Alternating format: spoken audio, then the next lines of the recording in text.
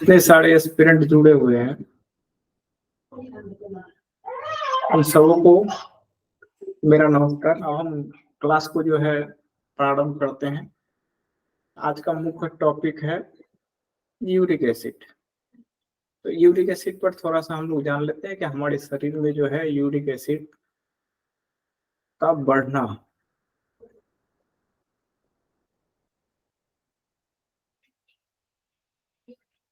आखिर क्यों बढ़ता है, यूरिक एसिड जो है क्या है, और दूसरा जो है इसका लक्षण क्या है, इस पर भी बात करेंगे। और दूसरी जो है इसका निदान क्या है, तो योग के द्वारा भी इसका निदान क्या है उस पर भी बताएंगे, और ऑक्यूप्रेशर पर इसका निदान क्या है इस पर भी बात करेंगे। और हमारे लिए जो है यूरिक एसिड का क्या इम्पोर्टेंस है इस पर भी थोड़ा सा प्रकाश डालेंगे। तो चलिए हम लोग प्रारंभ करते हैं आज का टॉपिक। और दूसरा टॉपिक इसमें जुड़ा हुआ है वो कि हमारी दिनचर्या कैसी होनी चाहिए, हमारा आहार और विहार कैसा होना चाहिए, इस पर भी हम लोग बात करेंगे। तो एक एक करके पहले आज प्रारंभ करते हैं रोग से। ये जो रोग है यूरिक एसिड, और अगले बार हम लीवर पर कुछ बात किए थे, और लीवर का जो है अभी चलते रहेगा। लीवर में जो बहुत सारा डिजीज है उस पर एक एक करके हम प्रकाश डालते रहेंगे, हर डिजीज के बारे में बताते रहेंगे और उसका निदान भी देते रहेंगे। वो निदान जो है योग के द्वारा भी होगा, ऑक्यूप्रेशर के द्वारा भी होगा और नेचुरोपैथी के द्वारा भी होगा। ये तीनों, ये जो हम लोग तीन विंग्स को लेके चलते हैं, इन तीनों विंग्स को ही इसी के द्वारा जो है हम हर रोग को जो है उसके अंतिम मंजिल तक हम लोग पहुंचा सकते हैं। कहेंगे रोग बड़ा नहीं है, रोग जो है एक ही है और उसको ठीक करना अपने हाथ में ही है। आप अगर सही से खान पान करेंगे, आहार विहार करेंगे, तो हर डिजीज, चाहे तो डिजीज कुछ भी हो, उस डिजीज पर जो है कंट्रोल पा सकते हैं। तो उसी की उसका कला जो है हम आप लोगों के सामने रखेंगे कि किस कला के अंतर्गत जो है आप उसको ठीक कर सकेंगे। तो चलिए आज पहले हम यूरिक एसिड के बारे में बात ही करते हैं। हम लोग जो खाना खाते हैं सबसे पहले, तो उस खाने में जो है ना कार्बोहाइड्रेट होता है। तो कार्बोहाइड्रेट का एक सीरियल अलग है। आज हम प्रोटीन का सीरियल को लेते हैं। तो ये प्रोटीन है, तो प्रोटीन जो हम लोगों का पचता है, सबसे पहले प्रोटीन पचता है, ये कार्बोहाइड्रेट पचता है। तो सबसे पहले जो है प्रोटीन का पाचन हमारे शरीर में सबसे पहले होता है। और ये पाचन जो प्रक्रिया है कहाँ से होता है, तो ये आहार नाल के मुंह से ही पाचन प्रक्रिया शुरू हो जाता है, वहां से पचते पचते अंदर तक आता है। तो प्रोटीन का पाचन जो है वो सबसे पहले होता है। तो इसीलिए अब प्रोटीन के बारे में बताया थे कि प्रोटीन जो है 20 तरह के प्रोटीन है। तो आज एक प्रोटीन लेते हैं, तो जितना भी हम दाल में जो प्रोटीन पाया जाता है, मान लीजिए कि आप दाल खाते हैं, दाल में भी प्रोटीन है, दही खाते हैं उसमें भी प्रोटीन है, लेकिन प्रोटीन का टाइप अलग अलग है। प्रोटीन जो है अलग अलग टाइप का है। अब दाल जो प्रोटीन खाते हैं, जितना शरीर पचा पाता है या डाइजेस्ट कर पाता है, वो तो डाइजेस्ट हो जाता है प्रोटीन। और बाकी फिर भी यदि एक्स्ट्रा और ले लेते हैं प्रोटीन आप, तो प्रोटीन जो एक्सेस हो जाता है हमारे शरीर में, तो वो प्रोटीन का पाचन हो नहीं पाता है। तो जब ये प्रोटीन का पाचन हमारे शरीर में नहीं हो पाता है, तो वो प्रोटीन किस में कन्वर्ट हो जाता है, तो एमिनो एसिड में कन्वर्ट हो जाता है सबसे पहले। उसके बाद जो है ना पायरिन नामक प्रोटीन में भी कन्वर्ट हो जाता है। और इसी पायरिन के कारण जो है यूरिक एसिड हमारे शरीर में फॉर्मेशन होता है। तो पहला इसका दो ही कारण है, इसमें जान लीजिए। एक कारण है कि खान पान से, और दूसरा कारण है ये जो यूरिक एसिड हमारे शरीर में बढ़ता है, इसका दो मुख्य कारण है। एक कारण है खान पान से, अधिक मात्रा में जितना प्रोटीन चाहिए, हम लोगों को पता नहीं कितना प्रोटीन चाहिए, लेकिन हम एक्सेस प्रोटीन ले रहे हैं, ठीक है। अच्छा, तो वो जो एक्सेस प्रोटीन है इसका जो एक्सेस प्रोटीन है, तो एक्सेस प्रोटीन लास्ट में इसका जो एंड प्रोडक्ट है वो यूरिक एसिड है, ये यूरिक एसिड में कन्वर्ट हो जाता है। अब कैसे होता है इसका प्रोसेस हम लोग समझते हैं।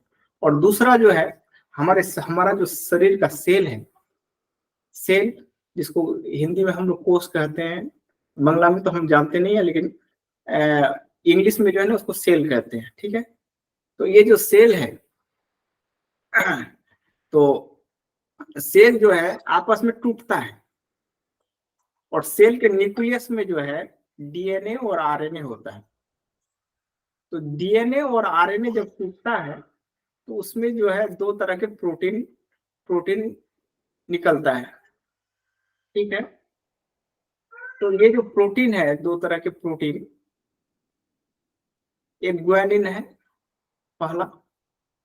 तो ग्वानिन प्रोटीन भी जो है इसका एंड प्रोडक्ट जो है यूरिक एसिड है। तो ग्वानिन प्रोटीन जो है इस सेल के डीएनए और आरएनए के टूटने से होता है। तो डीएनए और आरएनए टूटने से भी जो है यूरिक एसिड का फॉर्मेशन होता है। तो 70% जो यूरिक एसिड का फॉर्मेशन है वो हमारे शरीर ऑटोमेटिक उसको क्या करता है, प्रोड्यूस करता है। और दूसरा जो है 30%, अब 30% आप जब खाते हैं कोई खाना, तो खाने में जो है ना प्रोटीन की मात्रा जब ज्यादा हो जाए, तो प्रोटीन का मात्रा जब ज्यादा हो जाए तो उस प्रोटीन जो एक्सेस प्रोटीन है वो एमिनो एसिड, इसका जो प्रोसेस बताया कि एमिनो एसिड के बाद जो है ये जो है इसका एंड प्रोडक्ट जो है एमिनो एसिड का एंड प्रोडक्ट, उसके बाद पायरिन है, एक तरह का दूसरा प्रोटीन है। तो ये जो है ना पायरिन जो है इसका एंड प्रोडक्ट जो है यूरिक एसिड में कन्वर्ट हो जाता है। तो इस तरह जो है हमारे शरीर में मतलब दो ही द्वार है, दो ही रास्ते हैं यूरिक एसिड बढ़ने का। जब यूरिक एसिड का जो लेवल होना चाहिए, तो लेवल कितना होना चाहिए, तो 2 से 7 mg पर लीटर मान लीजिए, एक ये है रेशियो। और लेडियो में जो है 6 तक जाता है, 2 to 6 mg पर एल। तो mg पर dl है, मतलब डेसीलीटर है, तो इतना होना चाहिए। इससे अगर ज्यादा हो जाए, मान लीजिए कि 7 से ज्यादा चले जाता है यूरिक एसिड का मात्रा आपके शरीर में, तो उसको बोलते हैं हाइपर यूरेसेमिया। अच्छा, कम भी हो सकता है, कम का जरूरत है आपके शरीर में। अगर जितना कम हो यूरिक एसिड का मात्रा या फिर लेवल पर हो तो वो आपके शरीर के लिए सही है। तो इसीलिए रात्रि को अगर मान लीजिए कि दाल का आप सेवन करते हैं, तो दाल का सेवन ज्यादातर जितना अधिक करेंगे, पालक सब्जी का भी जितना अधिक सेवन करेंगे, पालक सब्जी से भी जो है यूरिक एसिड का फॉर्मेशन होता है। अब किसको नहीं होता है पालक साग खाने से, जिसको कुछ नहीं है, यूरिक एसिड नहीं है, वो पालक साग खा सकते हैं। लेकिन मटर हुआ, मटर कौन लोग खा सकते हैं, जिसको यूरिक एसिड से कोई खतरा नहीं है, वो जो है मटर खा सकते हैं। लेकिन जिसको यूरिक एसिड है वो मटर नहीं खाते हैं। अगर वो खाते हैं मटर, अब पालक सब्जी खाते हैं और दाल ज्यादा मात्रा में ग्रहण करते हैं, तो ऑटोमेटिकली जो है यूरिक एसिड का लेवल जो है वो हाइपरसेमिया की तरफ जाएगा। और इससे जो खतरा है, अगर तो यूरिक एसिड का पहला जो लक्षण है शरीर में कैसा दिखेगा, तो पहला लक्षण दिखेगा कि ये जो तलवा है, ये तलवा में एक तरह का जलन पैदा होगा। तो सोच लीजिए कि आपके शरीर में यूरिक एसिड बढ़ रहा है। अच्छा, दूसरा क्या है इसका लक्षण, पेशाब में अगर झाग आ रहा है, तो सोचिए कि यूरिक एसिड जो है झाग का, अगर मान लीजिए कि अब यूरिन गए, तो ऐसे तो देखा नहीं जाएगा आजकल, तो चूंकि वैसा व्यवस्था है नहीं, तो उसका जो फॉर्मिंग अगर 1 मिनट से ज्यादा रुक जाता है, तो सोचिए कि आपका जो है आपका यूरिक एसिड का लेवल बढ़ रहा है। और दूसरा इसका ये भी परिचय है कि फॉर्मिंग अगर 1 मिनट से ज्यादा रह जाए, 1 2 3 4 5 इस तरह अगर गिनते हैं आप, यूरिन डिस्चार्ज करने के बाद अगर गिनते हैं उसका फॉर्मिंग को, तो 1 मिनट 1 2 3 4 इस तरह 60 सेकंड तक आप गिनते रहिए, देखिए कि फॉर्मिंग खत्म हुआ या नहीं। अगर फॉर्मिंग खत्म नहीं हुआ, फिर भी अगर है बना हुआ है 1 मिनट से ज्यादा, तो सोचिए कि यूरिक एसिड बढ़ा हुआ है। और यूरिक एसिड ही नहीं, ठीक है, इससे जो है किडनी भी प्रभावित होता है यूरिक एसिड से। तो इसीलिए किडनी रोग का भी जो है ना यही लक्षण है। अगर किडनी में किसी तरह का दिक्कत है तो यूरिन के झाग से ही पता चलेगा, उसका फेना से ही पता चलेगा कि आपका जो है किडनी में किसी तरह का दिक्कत हो रहा है। तो ये एक जो लक्षण है, जो इसका कैरेक्टरिस्ट है या सिम्टम है, ये बाहरी सिम्टम आप लोगों को हम बता रहे हैं। और दूसरी बात जो है यूरिक एसिड आप लेबोरेटरी में भी टेस्ट कर सकते हैं। और तीसरा जो लक्षण है ये भी बता रहे हैं कि तीसरा इसका क्या लक्षण हो सकता है। तीसरा ये लक्षण हो सकता है, ये जहां जहां जॉइंट्स है, जॉइंट्स जितने सारे जॉइंट्स है, खास करके ये अंगूठे वाला जॉइंट में नीचे वाले जो अंगूठे है, बड़ा बड़ा अंगूठा, तो उस साइड में अगर दर्द होना शुरू करे तो सोचिए कि यूरिक एसिड बढ़ा हुआ है। तो यूरिक एसिड का पहला जो है गॉट है, वो कहने का अर्थ है कि जो गठिया है, आर्थराइटिस है, तो जितना भी आर्थराइटिस है, जितना भी गॉट है, तो ये सब जो रोग है, चाहे तो वो रेबोटाइटिड आर्थराइटिस है, आर्थराइटिस का टाइप है, कम से कम 20 तरह के आर्थराइटिस है। तो ये सारे आर्थराइटिस में यूरिक एसिड का लेवल हमेशा बढ़ा हुआ रहता है। और यूरिक एसिड का लेवल जो है अभी जो बताएं कि पुरुषों में जो है, खास करके पुरुषों में 2 से 7 mg पर डीएल माने प्रत्येक डेसीलीटर में उसकी मात्रा जो है 2 से लेकर 7 तक 7 mg होना चाहिए। अच्छा, अब लेडीजों में कितना होना चाहिए, तो लेडीजों में 6 तक जाता है, 2 से लेके 6 तक mg पर डीएल। ये है उसका जो है उसका लेवल का रिकॉर्डिंग है। तो ये जो लेवल है, ये लेवल कभी घटते रहता है, कभी बढ़ते रहता है। ये जो रिपोर्ट आप लोगों को मिल रहा है, जहां पर भी आप लोग रिपोर्ट करवाते हैं, तो ये जो रिपोर्ट मिलता है, तो कभी काल देखिएगा कि ये रिपोर्ट जो है फ्लेक्सिबल है। यहाँ कराइएगा, सिलीगुड़ी में कराइएगा तो अलग मिलेगा, पटना में कराइएगा तो अलग है उसका लेवल, फिर पूना में कराइएगा तो उसका लेवल अलग है। सब लोगों ने एक एक अलग अलग टाइप का लेवल करके रखा है। तो उसी लेवल के आधार पर जो है ना वो लोग ये करते हैं कि इनको जो है यूरिक एसिड इसका बढ़ा हुआ है। लेकिन शरीर के पास एक ऐसा तंत्र है जो उसको मैनेज भी करता है, उस यूरिक एसिड को क्या करता है, मैनेज करता है। अब किस तरह का मैनेज करता है, तो ये मैनेज करने की जो कैपेसिटी है शरीर के अंदर खुद है। आप शरीर के भरोसे छोड़ दीजिए, वो मैनेज कर लेगा। लेकिन आपका जो आहार होना चाहिए, आहार में सावधानी रखनी पड़ेगी। सबसे पहला जो है क्या क्या सावधानी होनी चाहिए, यूरिक एसिड का लेवल हमारे शरीर में न बढ़े।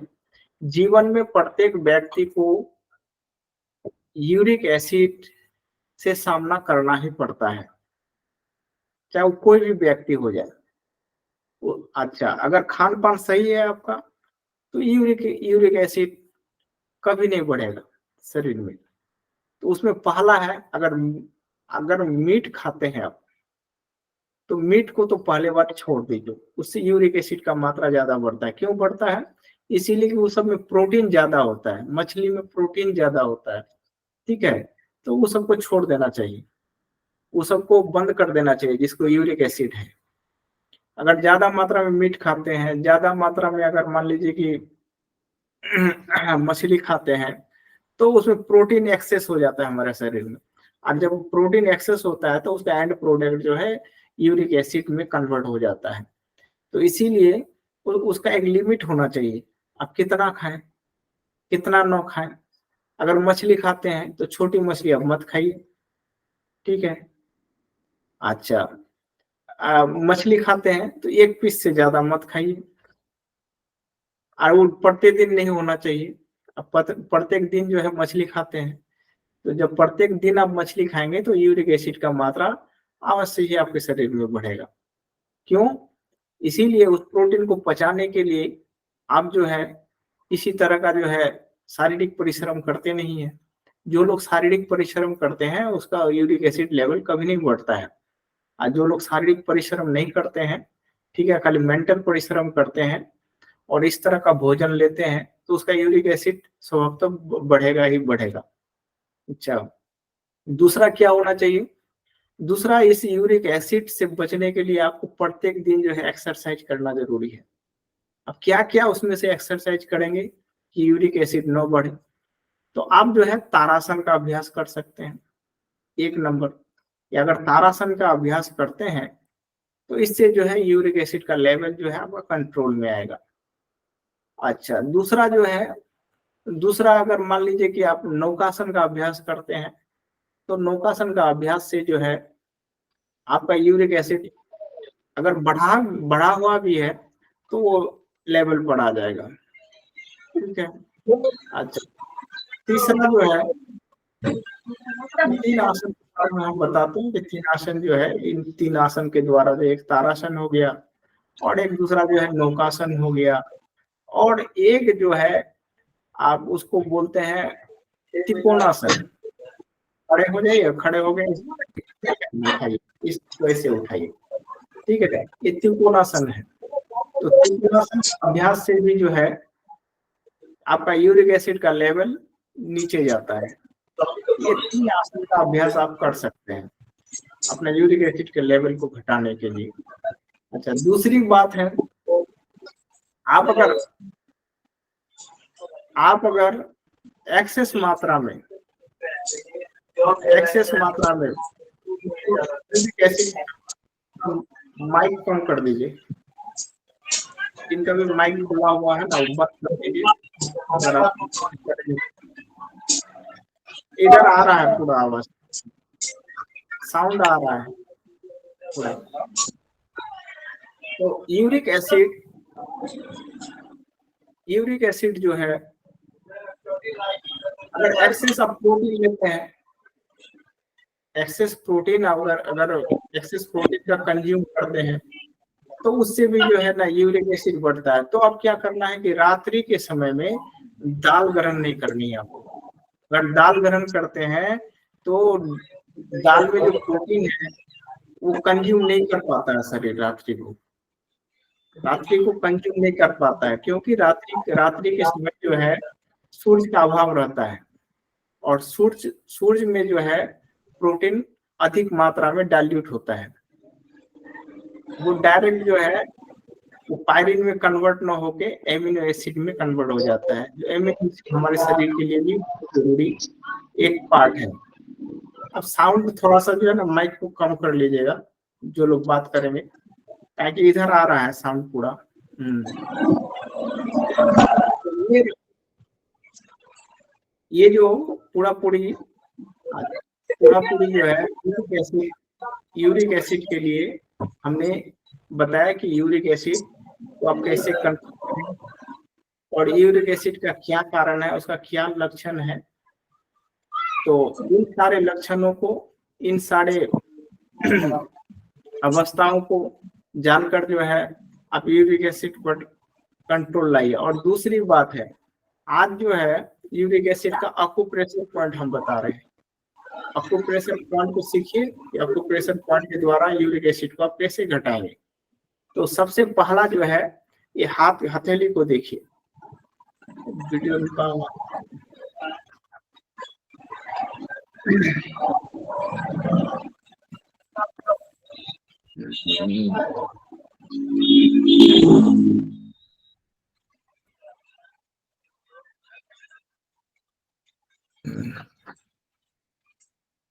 अब देखिए, यूरिक एसिड को जो है अकुप्रेशर के द्वारा कैसे ही करेंगे, कंट्रोल करेंगे।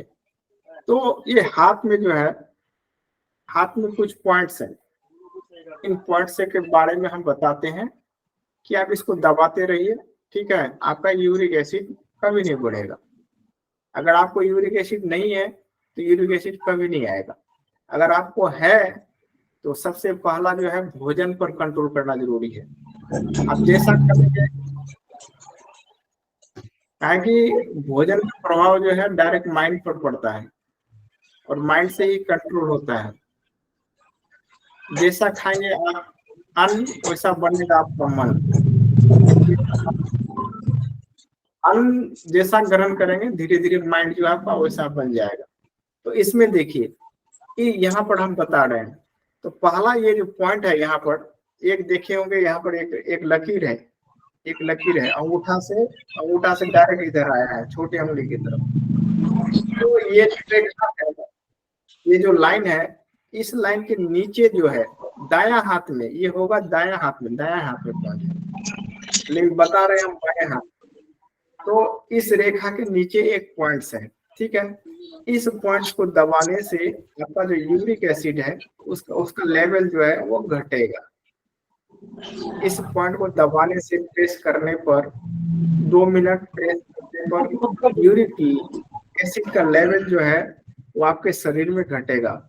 और दूसरा जो अकुप्रेशर में पॉइंट है, ये देखिए पैर है, और पैर के जो है नीचे जो है यहाँ थोड़ा मांस जो है उठा हुआ है, ये यहाँ पर एक पॉइंट है, यहाँ देखिए मेरा अंगूठे, यहाँ पॉइंट है। तो इस पॉइंट पर दाबेंगे तो आपका यूरिक एसिड का लेवल जो है ऑटोमेटिक जो है कंट्रोल हो जाएगा। ये 2 बेसिक पॉइंट है अकुप्रेशर में यूरिक एसिड को घटाने के लिए। अच्छा, यूरिक एसिड का क्या उसका जो है ना क्या बैड इफेक्ट है हमारे शरीर में। यूरिक एसिड बढ़ने से आपका किडनी खराब हो सकता है,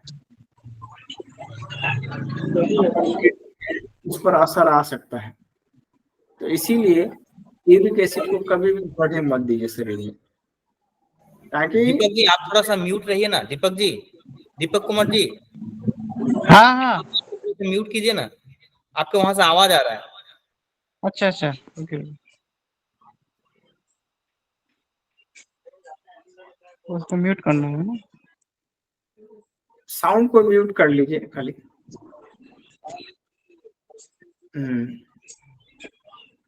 तो यूरिक एसिड जो है, यूरिक एसिड से जो है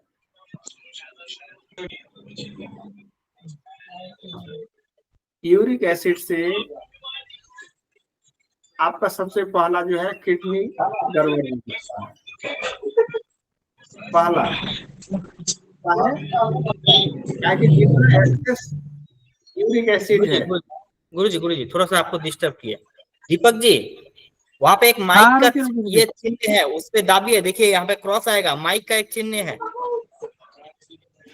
उसको काटिए। हाँ ठीक है, धन्यवाद।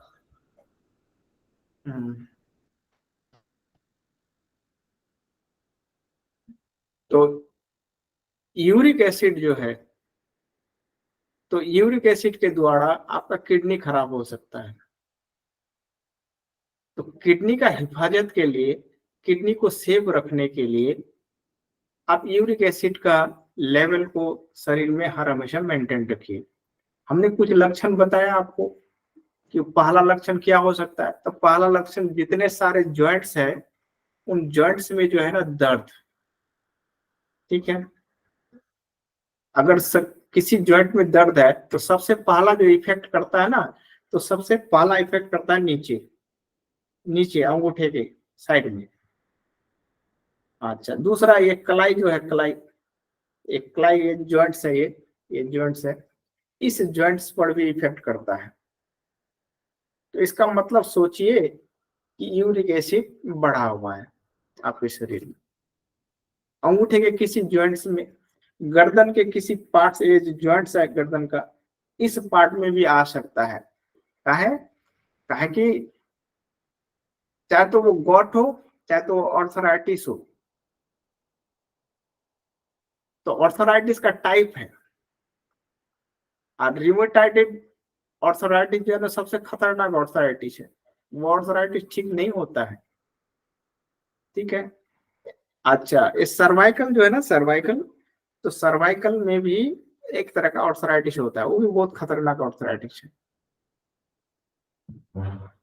और ऐसे जो ऑर्थराइटिस है जहां तहां दर्द हो, जॉइंट्स में दर्द हो, इसको गॉट कहते हैं, ठीक है।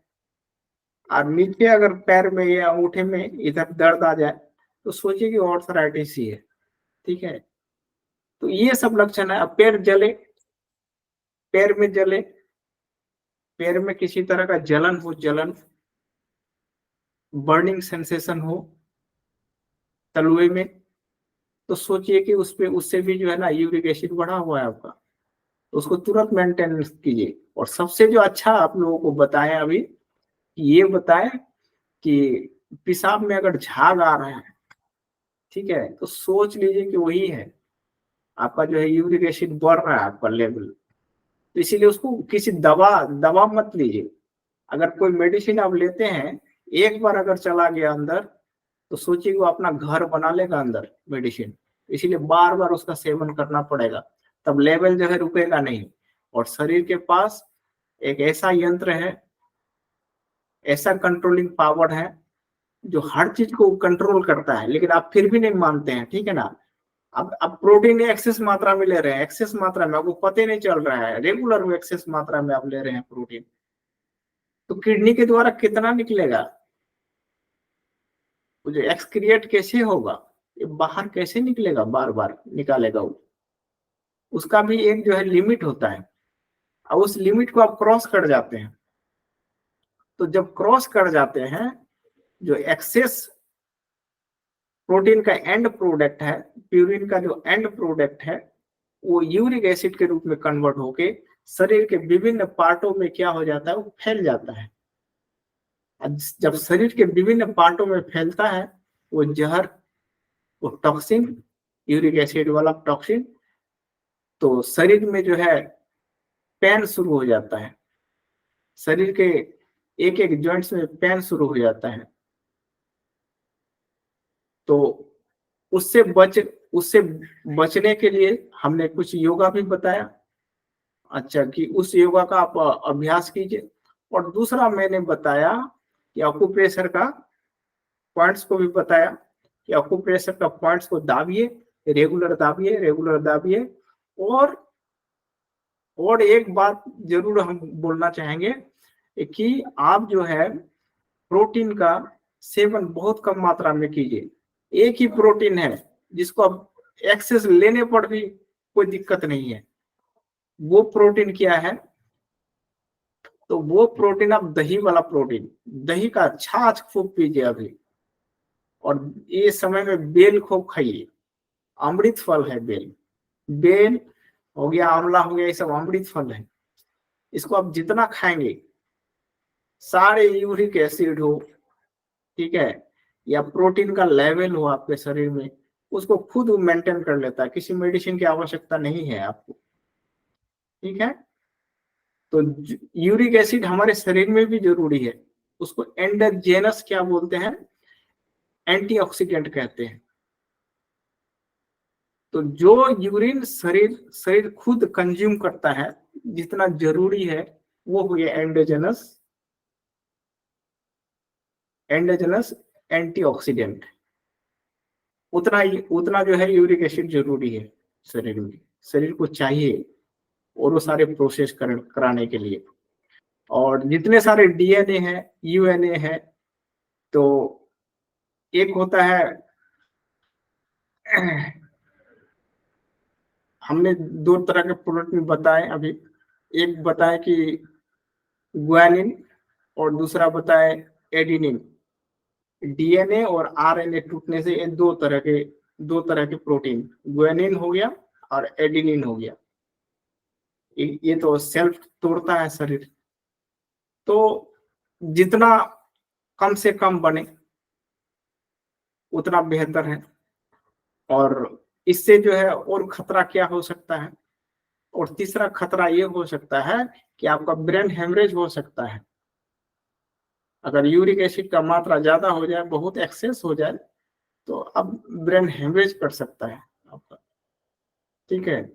तो ये खतरा है। तो इसीलिए हमने जो बताया कि कम मात्रा में प्रोटीन ग्रहण कीजिए, तो इससे जो है ना पूरा पूरी यूरिक एसिड कभी नहीं बढ़ेगा। और टमाटर कम खाइए। आजकल जो मार्केट में आ रहा है टमाटर, घर का अगर टमाटर है तो खूब खाइए, कच्चा खाइए, लेकिन टमाटर को सब्जी में मत खाइए, कच्चा खाइए खूब। काहे कि टमाटर के पास एक विशेष गुण होता है, टमाटर के पास ल्यूकोप्रिन, टमाटर के पास जो है ना एक विशेष गुण है, जिसके शरीर में ब्लड नहीं है। अगर 7 दिन टमाटर का सेवन करेंगे तो पूरे शरीर में जो है ना ब्लड आ जाएगा। लेकिन कौन सा टमाटर खाएंगे आप, वो जो मार्केट में मिल रहा है वो सब नहीं। आप घर में अगर खुद बनाते हैं, ठीक है ना, घर में खुद उपजाते हैं, तो उपजाने पर वो सब टमाटर का ग्रहण आप कर सकते हैं, खा सकते हैं, पूरा खाइए टमाटर, उसके लिए छूट है। लेकिन मार्केट का टमाटर को थोड़ा कम खाइए। और सब्जी में तो नहीं खाना चाहिए टमाटर को, कच्चे खाना चाहिए। आप सलाद के रूप में खा लीजिए टमाटर, कोई हानिकारक नहीं है। लेकिन जब सब्जी में कन्वर्ट हो जाता है वो हानिकारक बन जाता है। तो इसीलिए जो है टमाटर का सेवन करने पर जिसके शरीर में ब्लड नहीं है, तो 7 दिन के अंदर जो है उसके शरीर में ब्लड आ जाता है ऑटोमेटिक। टमाटर में ये विशेष गुण है। और खास करके किडनी वाले पेशेंट के लिए टमाटर नहीं है, वो टमाटर उसको नहीं खाना चाहिए। और यूरिक एसिड बढ़ा हुआ हो तो टमाटर बंद कर देना चाहिए, मटर बंद कर देना चाहिए, पालक साग बंद कर देना चाहिए। एक ही साग है जो कि हर तरह के लोग खा सकते हैं, वो साग है बथुआ साग। हर तरह के लोग खा सकते हैं, वो निरोगी साग है, ठीक है ना। उस साग का सेवन जितना अधिक हो खूब खाइए वो सब साग। और दूसरी बात है, अभी का मौसम में जितना सारा सब्जी है, चाहे तो परवल है, भिंडी है, ठीक है, और परवल भिंडी खास करके, और तीसरा जो है झींगा झिंगली जो भी है अभी, ठीक है ना, उसको खूब खाइए, खूब खाइए। झींगा झिंगली जो है वो एक तरह का अमृत है, उसको खाइए खूब। जितना अधिक मात्रा में हो सके सब्जी अधिक खाइए, और उसके बाद जो है ना अन्न कम ग्रहण कीजिए। उससे जो आपका स्वस्थ रहेगा, कभी बीमार नहीं पड़िएगा। हम बता नहीं सकते हैं कि कम से कम 25-30 साल तो जरूर हो गया होगा, 25 से 30 साल आज तक जो है ना एक सर्दी होता है हमको, ना कभी बुखार होता है, ना कभी कोई हेडेक होता है, ना शरीर में इधर दर्द ना उधर दर्द, कहीं नहीं। एकदम, चाहे तो फिजिकल वर्क में ले लीजिए, चाहे तो मेंटल वर्क में ले लीजिए, ठीक है, चाहे तो धूप में ले लीजिए, छांव में ले लीजिए, हम सब चीज कर सकते हैं। हमको धूप में दिन भर रख दीजिए अभी अभी जो है 35 डिग्री सेल्सियस चल रहा है ना अभी का गर्मी, इसमें हम दिन भर खड़े रह जाएंगे, कोई असर नहीं पड़ेगा। तो इसीलिए जो है शरीर का इम्यूनिटी को बढ़ाने के लिए, क्योंकि ये क्लास दिया जा रहा है, तो क्लास में ये हम क्लासिकल सिखाने का प्रयास कर रहे हैं कि आप भी धीरे धीरे धीरे धीरे भोजन के तरफ, आहार और विहार कि आहार के तरफ इस तरफ बढ़िए कि आहार का प्रोग्रामिंग इस तरह कीजिए अपने जीवन में कि आहार ही जो है आपको निरोग रखेगा। जैसा खाएंगे अन्न वैसा बनेगा आपका मन। तो इसका इम्पैक्ट जो है डायरेक्ट मन के, माइंड के ऊपर पड़ता है, और माइंड ही जो आपके शरीर का संचालन करता है। इसीलिए माइंड जितना अच्छा मजबूत रहेगा, जितना अच्छा स्ट्रांग बनेगा, उतना ही शरीर भी जो है स्ट्रांग बन जाएगा।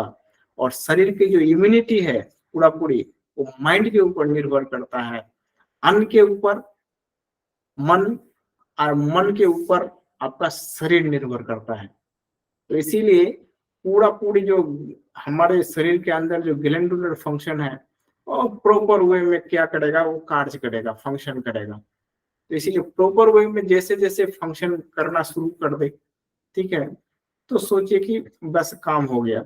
और दूसरी बात एक बता दे कि निरोग रहने का एक अच्छा जो उपाय है, आपका जो है पेट साफ होना चाहिए। अगर पेट साफ हो रहा है डेली तो आपको किसी चीज की जरूरत नहीं है, आप ऐसे ही स्वस्थ हैं। और देखिएगा, जो व्यक्ति 2 बार यूज करता है टॉयलेट का, सुबह और शाम, उसको रोग नहीं होता है, कोई रोग नहीं होगा। तो इसीलिए कोशिश कीजिए कि 2 बार कम से कम मोशन लग जाए आपको, ठीक है। काहे कि सबसे जो रोग का जड़ है वो आंत ही है। आप खाते हैं 3 बार 4 बार, टॉयलेट का यूज करते हैं 1 बार, तो 1 बार नहीं 2 बार यूज करना है, सुबह और शाम, morning and evening, morning and evening. अब मॉर्निंग छोड़ के कुछ लोगों का आदत है कि कुछ लोग क्या करते हैं कि चाय पीते हैं पहले, तब उसको मोशन लगता है, तो ये सबसे गड़बड़ बात है। कुछ लोग जो है 8 बजे जाते हैं, कुछ लोग जो है 9 बजे जाते हैं टॉयलेट का यूज करते हैं, ये सबसे गड़बड़ है। सबसे पहला काम होना चाहिए, सुबह उठे सो के सबसे पहले टॉयलेट, पहले पेट को साफ कीजिए, भोरे वाला कार्यक्रम यही है। अगर जिसको नहीं होता है इस तरह का, अब 12 बजे 9 बजे 8 बजे का आदत है, वो गड़बड़ आदत है, उस आदत को आप छोड़ दीजिए। क्यों? उसके पीछे एक वैज्ञानिक कारण है। वैज्ञानिक कारण ये है, वैज्ञानिक कारण ये है कि नेचुरली रूप से जो है, नेचुरली रूप से हमारी जो आंत है, आंत जिसको एस्टोमक कहते हैं, तो एस्टोमक में, एस्टोमक जो है, एस्टोमक का द्वार जो खुलता है, द्वार जो खुलता है वो मॉर्निंग को ही खुलता है, सूर्योदय के पहले। अब उसके बाद जैसे जैसे सूर्य ऊपर उठा, 6 बजे के बाद सूर्योदय हुआ, सनराइज हुआ, तो जैसे जैसे सनराइज ऊपर जाएगा वैसे वैसे आंत का द्वार जो है धीरे धीरे बंद हो जाएगा, ठीक है। तो जो गंदगी था आंत के अंदर वो बाहर नहीं निकलेगा, वो फिर बंद हो जाएगा, कमरे में बंद हो गया, तो बाहर तो आएगा नहीं। तो इसीलिए जो है, इसीलिए जितना अधिक मॉर्निंग हो सके आप टॉयलेट का यूज कर लीजिए, ठीक है। उससे आंत द्वार खुला हुआ रहता है, तो पूरा गंदगी जो है बाहर निकल जाएगा। ये है जो है ना टेक्निक है स्वस्थ रहने का। अब कुछ लोग क्या करते हैं ना कि उसको दबा के रखते हैं जबरदस्ती, तो मोशन को जबरदस्ती दबा के नहीं रखनी है। अगर मोशन को दबा के रखते हैं तो उससे क्या होगा, उसका दुष्प्रभाव क्या होगा, उसका दुष्प्रभाव ये होगा कि आपके आंतों के अंदर जो है गैस का मात्रा बढ़ जाएगा, और ये गैस जो है हार्ट तक आएगा। यह जो हार्ट है, ये साइड बाएं साइड, तो हार्ट को जो है ना, हार्ट को धक्का मारेगा, धक्का मारेगा, धक्का मारेगा। तो जितना अधिक धक्का मारेगा तो इस हार्ट जो है आपका इफेक्टेड हो जाएगा। धीरे धीरे धीरे धीरे इस तरह आप रेगुलर करते हैं तो धीरे धीरे गैस के कारण जो है हार्ट जो है वो धीरे धीरे कमजोर हो जाएगा, वीक हो जाएगा। तो इसीलिए ऐसा ऐसा नहीं करना है। तो ये हो गया पहला प्रोग्रामिंग, यूरिक एसिड। और दूसरा जो है स्वस्थ रहने का एक तरीका हमने बताया। अब तीसरा चीज जो है, तीसरा कुछ आज ऑक्यूप्रेशर पर हम लोग बात कर लेते हैं, थोड़ा सा 5 मिनट 7 मिनट बात कर लेते हैं ऑक्यूप्रेशर के ऊपर कि ऑक्यूप्रेशर जो है, ऑक्यूप्रेशर क्या है, और दूसरा है रिफ्लेक्सोलॉजी। तो ये जो पाम है आपका, पाम, पाम माने ये हथेली हुआ, ये जो पाम है इसी पर आपका लाइफ है टिका हुआ। आप बोलिएगा इस पर कैसे लाइफ टिका हुआ है मेरा? मान लीजिए कि कोई आदमी हार्ट अटैक कर जाता है अचानक, तो आप क्या कीजिएगा भाई? आपके पास कोई उपाय है? कहा कि ऐसा मैंने बहुत वर्क किया पेशेंटों के बीच, जो अचानक हम पहुंचते हैं, बातचीत करते करते अचानक हार्ट अटैक कर जाता है। तो जब हार्ट अटैक कर जाता है तो उसको बचाने के लिए क्या कीजिएगा, कोई तो उपाय आप जानते नहीं है, तो आज हम पहला उपाय हम बता रहे हैं। अगर कोई ऐसा हो जाए, हार्ट अटैक कर जाए, उसका लक्षण क्या है हार्ट अटैक करेगा? आदमी मान लीजिए गिर गया, तो हो सकता है कि अंधेरा छा गया, उसमें भी गिर सकता है। तो उसका पहला लक्षण है, देखिए शरीर में पूरा स्वेटिंग, मैंने पसीना, स्वेट, पसीना निकल जाएगा पूरा शरीर में। और खास करके ये जो कान वाला पार्ट है, इस पार्ट में भी पसीना निकल जाएगा बाहर। यही उसका सिम्टम है कि कान से पसीना निकल गया तो समझ जाइए वो हार्ट अटैक किया है। तो उसको आप कैसे बचाइएगा? तुरंत तुरंत बचाने का 2-4 नियम है। एक नियम उसमें से हम बताते हैं, जो आप लोग देख के आ रहे हैं हर जगह। अब देखिए कोई भी हॉस्पिटल में चले जाइए, आदमी मर गया है, ठीक है ना, आप झूठ मूठ का ऐसे दबा रहा है, सीने को दबा रहा है, वो लोग को पैसा लेना होता है, वो दबाएगा नहीं तो फिर आप पैसा कैसे दीजिएगा? अब कहाँ दबाना चाहिए ये भी उसको प्रॉपर वे से पता नहीं है कि सीना में दबाओ तो मैंने यहीं दबा रहा है, यहाँ दबा रहा है, तो वहां नहीं दबाना है। दबाना है ये जो है निप्पल जो है, इसके नीचे जो है बाएं साइड में, यहाँ हार्ट होता है। हार्ट तो एक्चुअली यहाँ से यहाँ होता है, इधर 10% रहता है दाएं तरफ, और इधर 90% इधर हार्ट रहता है। तो ये साइड में जो है यहाँ जो है ना, यहाँ पंपिंग कर देना चाहिए, पूरा पंपिंग, ऐसे करके पूरा पंपिंग करना चाहिए, ठीक है। एक, और दूसरा देखिए ऑक्यूप्रेशर में क्या कमाल है, कोई बच्चा अगर फिट्स कर जाए, मात्र 2 से 3 मिनट लगेगा उसका फिट्स तोड़ने में। दांती लग जाता है ना, दांत ऐसे एकदम दांत पूरा लग जाता है, तो उसको आप कैसे छुड़ाएंगे? क्योंकि ये आपके सामने भी होता है ये सब घटना, तो इसीलिए हम थोड़ा सा बता रहे हैं। तो ये जो है अचानक जो है इसको कैसे तोड़िएगा?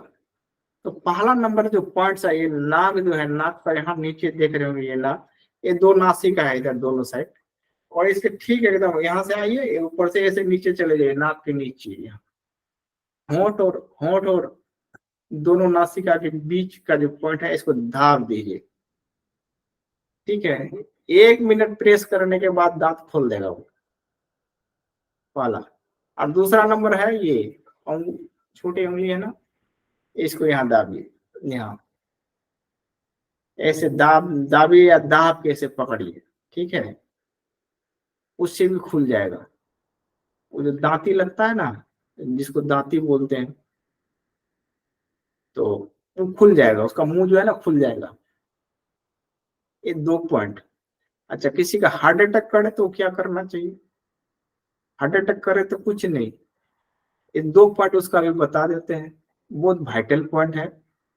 एक तो मैंने बता दिया कि यहाँ प्रेस करना है, और तुरंत जो है बाएं हाथ के ये जो लकीर है, ये लकीर उसके नीचे जो है ना, पूरा प्रेस कर दीजिए, पूरा प्रेस कर दीजिए, बस कुछ नहीं, 20 सेकंड प्रेस करते ही जो है उसका हार्ट जो है रिमूव कर जाएगा, रिमूव बोलते हैं, रिटर्न कर जाएगा, हार्ट अटैक से वो बच जाएगा वो आदमी। और यहाँ दाबने के बाद यहाँ दाब दीजिए ऊपर, यहाँ तुरंत। जो आदमी हार्ट अटैक किया तुरंत रिकवर हो जाएगा, तुरंत। क्योंकि इसका एक्सपेरिमेंट हमने बहुतों को किया है अभी तक, बहुत पेशेंट पर किया है, ऐसा संजोग से आ जाता है बहुत पेशेंट पड़ा है। क्योंकि जिसको पेट में गैस होता है उसको हार्ट अटैक होगा ही होगा, आज न कल, ठीक है। तो ये है 2 उपाय। अब इस पर जो है इसका 2 नुस्खा आज हम बता दिए कि पड़ा दांती लगना, अचानक हार्ट अटैक कर जाना, उसका उसका जो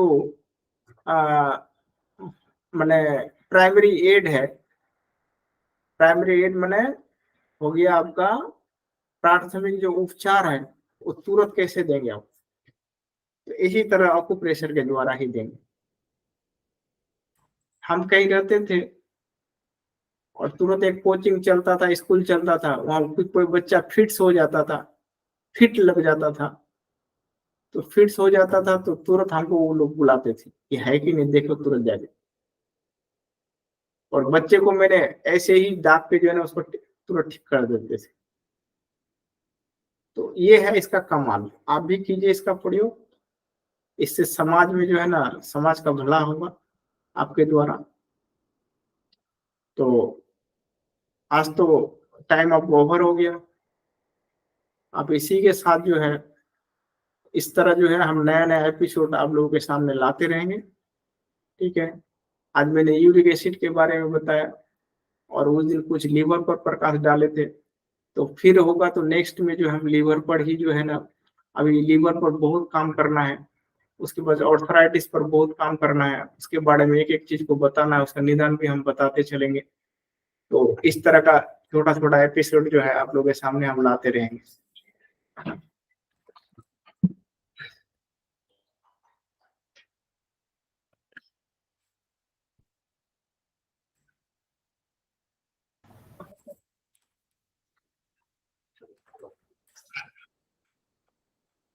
तो इसी के साथ आप लोगों से आज हम विदा लेते हैं। नमस्कार।